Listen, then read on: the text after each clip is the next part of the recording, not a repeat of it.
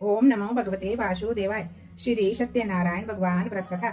पहला अध्याय। एक समय नैमिसारण तीर्थ में सोनक आदि 88,000 ऋषियों ने श्री सूत जी से पूछा, हे प्रभु, इस कलयुग में वेद विद्या रहित मनुष्यों को प्रभु भक्ति किस प्रकार मिलेगी तथा उनका उद्धार कैसे होगा। इसलिए हे मुनिश्रेष्ठ, कोई ऐसा तप कहिए जिससे थोड़े समय में पुण्य प्राप्त होवे तथा मनवांछित फल मिले। वह कथा सुनने की हमारी इच्छा है। सर्व शास्त्र ज्ञाता श्री सूत जी बोले, हे वैष्णव्यों में पूज्य, आप सब ने प्राणियों के हित की बात पूछी है। अब मैं उस श्रेष्ठ व्रत को आप लोगों से कहूंगा जिस व्रत को नारद जी ने लक्ष्मी नारायण जी से पूछा था और श्री लक्ष्मीपति ने मुनि श्रेष्ठ नारद से कहा था। सो ध्यान से सुनो। एक समय योगी राज नारद जी दूसरों के हित की इच्छा से अनेक कई लोकों में घूमते हुए मृत्यु लोक में आ पहुंचे। यहाँ अनेक योनियों में जन्मे हुए प्रायः सभी मनुष्यों को अपने कर्मों के द्वारा अनेकों दुखों से पीड़ित देखकर सोचा, किस यत्न के करने से निश्चय ही प्राणियों के दुखों का नाश हो सकेगा। ऐसा मन में सोचकर विष्णु लोक को गए। वहां श्वेत वर्ण और 4 भुजाओं वाले देवों के ईश नारायण को देखकर, जिनके हाथों में शंख चक्र गदा और पद्म थे तथा वरमाला पहने हुए थे, देख कर स्तुति करने लगे, हे भगवान, आप अत्यंत शक्ति से संपन्न हैं। मन तथा वाणी भी आपको नहीं पा सकती। आपका आदि मध्यम अंत नहीं है। निर्गुण सब रूप सृष्टि के आदि भूति व भक्तों के दुखों को नष्ट करने वाले हो। आपको मेरा नमस्कार है। नारद जी से इस प्रकार की स्तुति सुनकर के विष्णु भगवान बोले, हे मुनिश्रेष्ठ, आपके मन में क्या है? आपका किस काम के लिए आगमन हुआ है? निष्कोच कहो। तब नारद मुनि बोले, मृत्यु लोक में सब मनुष्य जो अनेक योनियों में पैदा हुए हैं, अपने अपने कर्मों के द्वारा अनेक प्रकार के दुखों से दुखी हो रहे हैं। हे नाथ, मुझ पर दया रखते हो तो बतलाइए कि उन मनुष्यों के सब दुख थोड़े ही प्रयत्न से कैसे दूर हो सकते हैं। हे नारद, मनुष्यों की भलाई के लिए तुमने बहुत ही अच्छी बात पूछी है। जिस काम के करने से मनुष्य मोह से छूट जाता है, वह मैं कहता हूँ सुनो। बहुत पुण्य देने वाला स्वर्ग तथा मृत्युलोक दोनों में दुर्बल एक उत्तम व्रत है। आज मैं प्रेम वश हो करके तुमसे कहता हूँ कि सत्यनारायण भगवान का ये व्रत अच्छी तरह विधि पूर्वक करके मनुष्य आयु पर्यंत यहाँ सुख भोग कर मरने पर मोक्ष को प्राप्त होता है। श्री भगवान के वचन सुनकर के नारद मुनि बोले कि उस व्रत का क्या फल है, क्या विधान है, किसने ये व्रत किया है और ये व्रत किस दिन करना चाहिए, विस्तार से कहिए। भगवान बोले, दुख शोक आदि को दूर करने वाला, धन धान्य को बढ़ाने वाला, सौभाग्य तथा संतान को देने वाला ये व्रत सब स्थानों पर विजय प्राप्त करने वाला है। भक्ति और श्रद्धा के साथ किसी भी दिन मनुष्य श्री सत्यनारायण की शाम के समय ब्राह्मणों और बंधुओं के साथ धर्म प्रायण होकर के पूजा करे। भक्ति भाव से नैवेद्य, केले का फल, घी, दूध और गेहूं का चूर्ण स्वाया लेवे। गेहूं के अभाव में साठी का चूर्ण, शक्कर तथा गुड़ ले और सब अक्षय योग्य पदार्थ जमा करवा करके भगवान को अर्पण कर देवे तथा बंधुओं सहित ब्राह्मणों को भोजन करावे। तत्पश्चात स्वयं भोजन करे। नृत्य गीत आदि का आचरण कर सत्यनारायण भगवान का स्मरण करते हुए समय व्यतीत करे। इस तरह व्रत करने पर मनुष्य की इच्छा निश्चय ही पूरी होती है। विशेषकर कली काल में भूमि पर यही मोक्ष का सरल उपाय है। बोलिए सत्यनारायण भगवान की जय। सत्यनारायण नारायण नारायण लक्ष्मी नारायण नारायण नारायण लक्ष्मी नारायण नारायण नारायण। दूसरा अध्याय। श्री सूत जी बोले, हे ऋषियों, जिसने पहले समय में इस व्रत को किया है उसका इतिहास कहता हूँ। ध्यान से सुनो। सुंदर काशीपुरी नगरी में एक अत्यंत निर्धन ब्राह्मण रहता था। वह भूख और प्यास से बेचैन हुआ नित्य पृथ्वी पर घूमता था। ब्राह्मणों से प्रेम करने वाले भगवान ने ब्राह्मण को दुखी देखकर बूढ़े ब्राह्मण का रूप धर उसके पास जा आदर के साथ पूछा, हे विप्र, नित्य दुखी हुआ पृथ्वी पर क्यों घूमता है? हे श्रेष्ठ ब्राह्मण, ये सब मुझसे कहो, मैं सुनना चाहता हूँ। ब्राह्मण बोला, मैं निर्धन हूँ, ब्राह्मण हूँ, भिक्षा के लिए पृथ्वी पर फिरता हूँ। हे भगवान, यदि आप इसका कोई उपाय जानते हो तो कृपा करके कहो। वृद्ध ब्राह्मण बोला कि सत्यनारायण भगवान मनवांछित फल देने वाले हैं, इसलिए हे ब्राह्मण, तू उनका पूजन कर, जिसके करने से मनुष्य सब दुखों से मुक्त होता है। ब्राह्मण को व्रत का सारा विधान बितला करके बूढ़े ब्राह्मण का रूप धारण करने वाले श्री सत्यनारायण भगवान जी अंतर ध्यान हो गए। जिस व्रत को वृद्ध ब्राह्मण ने बतलाया है मैं उसको करूंगा, ये निश्चय करने पर उसे रात में नींद नहीं आई। वह सवेरे उठ सत्यनारायण भगवान के व्रत का निश्चय कर भिक्षा के लिए चला। उस दिन उसको भिक्षा में बहुत सा धन मिला, जिससे उसने बंधु बांधवों के साथ सत्यनारायण भगवान का व्रत किया। इसके करने से वह ब्राह्मण सब दुखों से छूटकर अनेक प्रकार की संपत्तियों से युक्त हुआ। उस समय से वह ब्राह्मण हर मास व्रत करने लगा। इस तरह सत्यनारायण भगवान के व्रत को जो करेगा वह सब पापों से छूटकर मोक्ष को प्राप्त होगा। आगे जो पृथ्वी पर सत्यनारायण भगवान का व्रत करेगा वह मनुष्य सब दुखों से छूट जाएगा। इस तरह नारद जी ने नारायण का कहा हुआ ये व्रत मैंने तुमसे कहा। हे विप्रो, अब मैं और क्या कहूँ। ऋषि बोले, हे मुनीश्वर, संसार में इस ब्राह्मण से सुन करके किस किसने इस व्रत को किया, हम सब वह सुनना चाहते हैं। इसके लिए हमारे मन में श्रद्धा का भाव है। श्री सूत जी बोले, हे मुनियों, जिस जिसने इस व्रत को किया वह सब सुनो। एक समय ब्राह्मण धन और ऐश्वर्य के अनुसार बंधु बांधुओं के साथ व्रत करने को तैयार हुआ।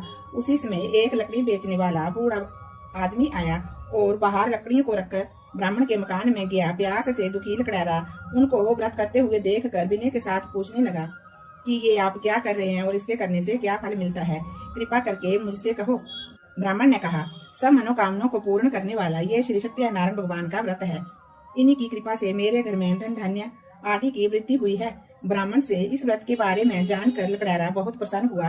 चरनामत और प्रसाद खाने के बाद वह अपने घर को गया। लकड़ारे ने अपने मन में इस प्रकार का संकल्प किया कि आज ग्राम में लकड़ी बेचने से मुझे जो धन मिलेगा, मैं उसी से श्री सत्यनारायण भगवान का उत्तम व्रत करूंगा।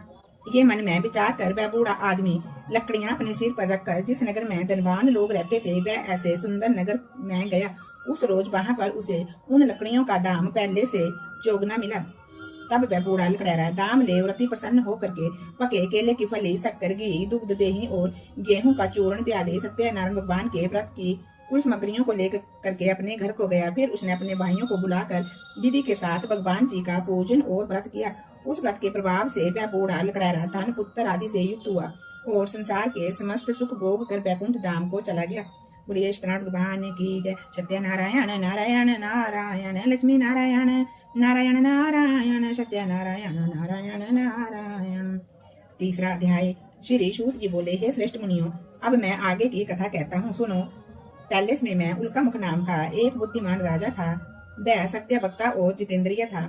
प्रतिदिन देव स्थानों पर जाता तथा गरीबों को धन दे करके उनके कष्ट दूर करता था। उसकी पत्नी कमल के समान मुख वाली तथा सती साध्वी थी। भद्रशिला नदी के तट पर उन दोनों ने श्री सत्यनारायण भगवान का व्रत किया। उस समय वहां पर एक साधु वैश्य आया। उसके पास व्यापार के लिए बहुत सा धन था। वह नाव को किनारे पर ठहरा कर राजा के पास आ गया और राजा को व्रत करते हुए देख कर विनय के साथ पूछने लगा कि हे राजन, भक्ति युक्त चित्त से आप ये क्या कर रहे हैं, मेरी सुनने की इच्छा है, सो आप ये मुझको बतलाइए। राजा बोला, हे साधु, अपने बंधु बांधवों के साथ पुत्र आदि की प्राप्ति के लिए ये महान शक्तिवान सत्यनारायण भगवान का व्रत व पूजन किए जा रहा हूँ। राजा के वचन सुन करके साधु आदर के साथ बोला, हे राजन, मुझसे इसका सा विधान कहो, मैं भी आपके कहने के अनुसार इस व्रत को करूंगा। मेरे भी कोई संतान नहीं है और इससे निश्चय ही होगी। राजा से सब विधान सुन व्यापार से निवृत्त हो वह आनंद के साथ अपने घर को गया। साधु ने अपनी स्त्री से संतान देने वाले उस व्रत का समाचार सुनाया और कहा कि जब मेरे घर में संतान होगी तब मैं इस व्रत को करूंगा। ऐसे वचन उसने अपनी स्त्री लीलावती से कहे। एक दिन उसकी स्त्री लीलावती अपने पति के साथ आनंदित हो संसारिक धर्म में प्रवृत्त होकर के सत्यनारायण भगवान की कृपा से गर्भवती हो गई तथा 10वें महीने में उसके घर में एक सुंदर कन्या का जन्म हुआ। दिनों दिन वह इस तरह बढ़ने लगी जैसे शुक्ल पक्ष का चंद्रमा बढ़ता है। कन्या का नाम कलावती रखा गया। तब लीलावती ने अपने मीठे शब्दों से अपने पति से कहा कि आपने जो संकल्प किया था कि मैं सत्यनारायण भगवान का व्रत करूंगा, अब आप उसे करिए। साधु बोला, हे प्रिय, इसके विवाह पर ही करूंगा। इस प्रकार अपनी पत्नी को आश्वासन देकर के वह नगर को चला गया। कलावती पितृगृह में वृद्धि को प्राप्त हो गई। साधु ने जब नगर में सखियों के साथ अपनी पुत्री को देखा तो तुरंत दूत बुला करके कहा कि पुत्री के वास्ते कोई योग्या पर देख कर लाओ। साधु की आज्ञा पाकर दूत कंचन नगर पहुंचा और वहां पर बड़ी खोज और देखभाल कर लड़की के लिए योग्या वणिक पुत्र को ले आया। उस योग्या लड़के को देखकर साधु ने अपने बंधु बांधवों के साथ प्रसन्नचित होकर के अपनी पुत्री का विवाह उसके साथ करवा दिया। किंतु दुर्भाग्य से विवाह के समय भी उस व्रत को करना भूल गया। तब श्री सत्यनारायण भगवान जी क्रोधित हुए और श्राप दिया कि तुम्हें दारुण दुख प्राप्त होगा। अपने कार्य में कुशल साधु बनिया जमाता सहित समुद्र के समीप स्थित रतनपुर नगर में गया और वहां दोनों ससुर जुआई चंद्रकेतु राजा के उस नगर में व्यापार करने लगे।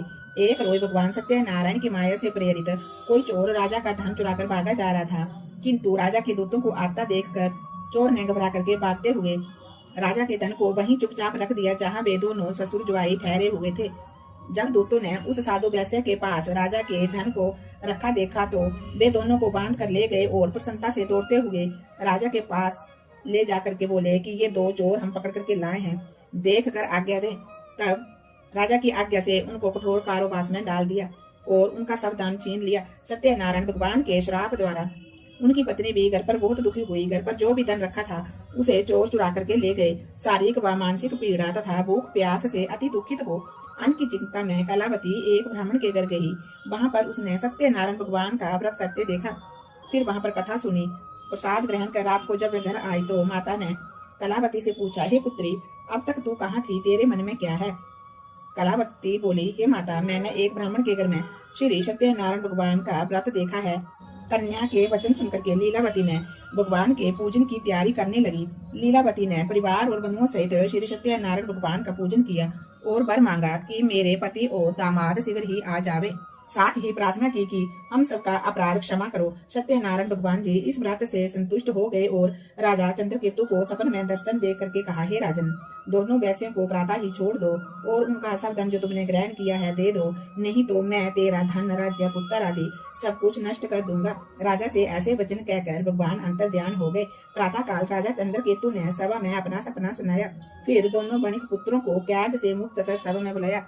दोनों ने आते ही राजा को नमस्कार किया। राजा ने मीठे वचनों से उनसे बात की और कहा कि हे महानुभावों, भाभी बस ऐसा कठिन दुख प्राप्त हुआ है, अब कोई व्यय नहीं है। ऐसा कह करके राजा ने उनको नए नए वस्त्र आभूषण दिए और उनका जितना धन लिया था उसे दुगना धन दे करके आदर के साथ विदा किया। दोनों वैश्य अपने नगर को चल दिए और सत्यनारायण भगवान की जय। सत्यनारायण नारायण नारायण, लक्ष्मी नारायण नारायण नारायण, सत्यनारायण नारायण नारायण। चौथा अध्याय।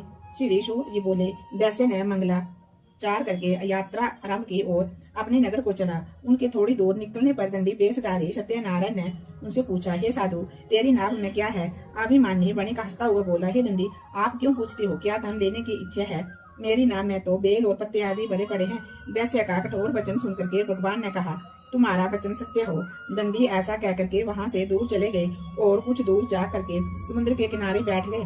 दंडी के जाने पर वैश्य ने नित्य क्रिया करने के बाद नाव को ऊंची उठी देखकर अचंबा किया और नाव में बेल पत्ते आदि देखकर मूर्छित हो जमीन पर गिर पड़ा। फिर मूर्छा खुलने पर अत्यंत शोक प्रकट करने लगा। तब उसका दामाद बोला कि आप शोक ना करें, ये दंडी का श्राप है, अतः हमें उनकी शरण में चलना चाहिए, तभी हमारी मनोकामना पूरी होगी।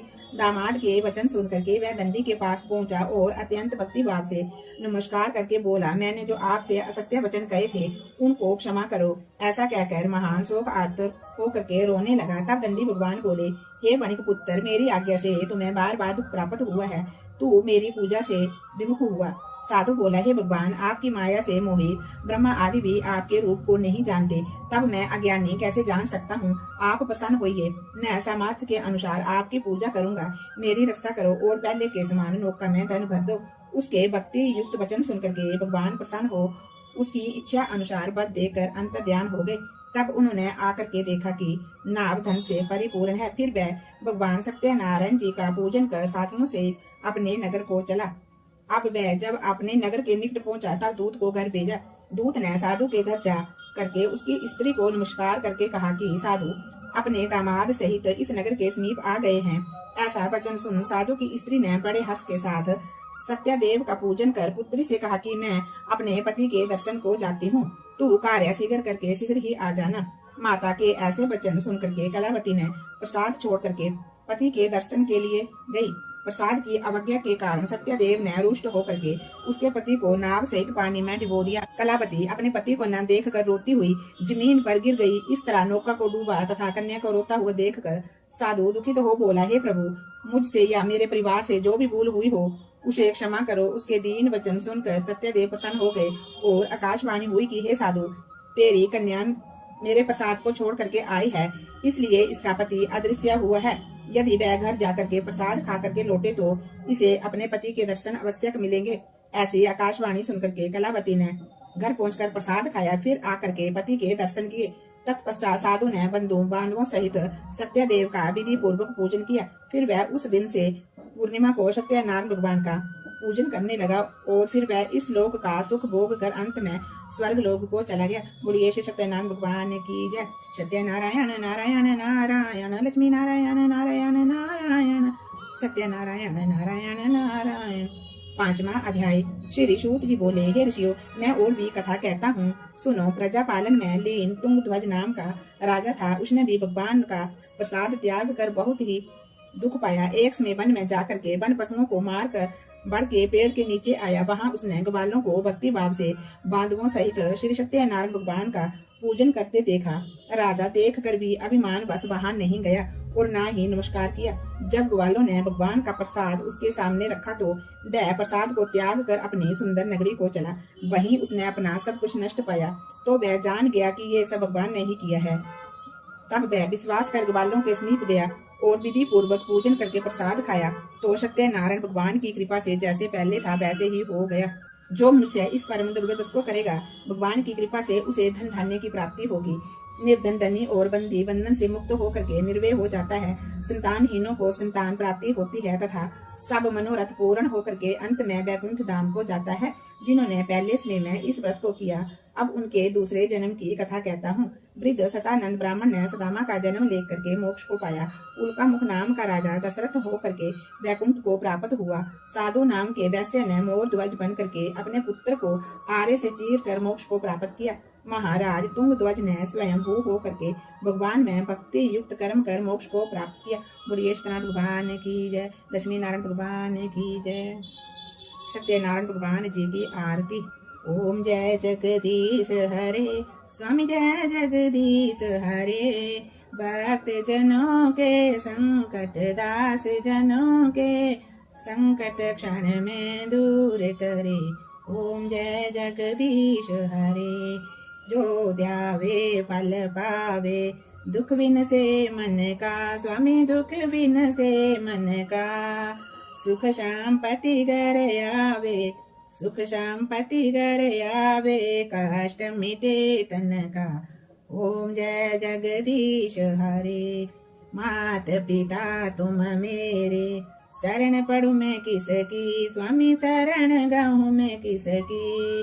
तुम बिना और न दूजा, प्रभु बिना और न दूजा, आस करूं मैं जिसकी।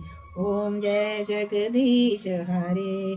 तुम पूर्ण परमात्मा, तुम अंतर्यामी, स्वामी तुम अंतर्यामी।